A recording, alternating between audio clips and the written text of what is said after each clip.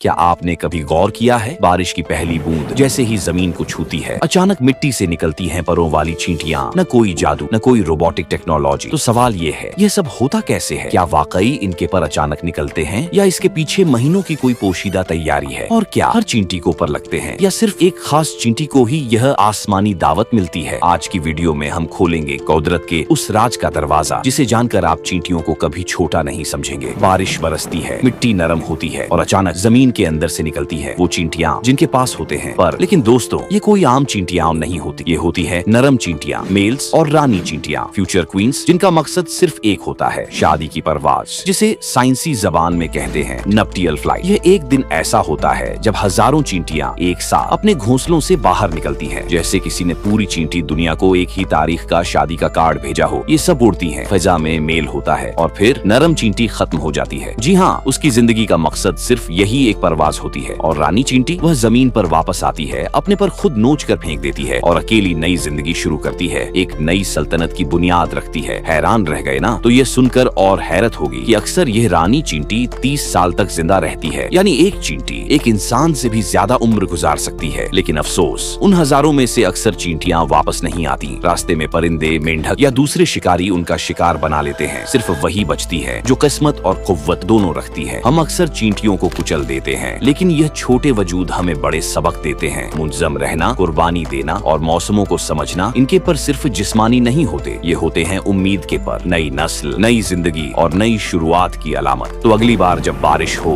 और आप जमीन पर वाली चींटी देखें, तो सिर्फ गुजर न जाइए, रुकें, देखें, सोचें, कुदरत आपसे कुछ कहना चाहती है। अगर यह कहानी आपके दिल को छू गई हो तो वीडियो को लाइक करें, कमेंट में जरूर बताइए कि आपको सबसे हैरत अंगेज बात कौन सी लगी, और सब्सक्राइब करना न भूलें, क्योंकि हम आपके लिए कुदरत की मजीद हैरान कर देने वाली कहानियां लाते रहेंगे।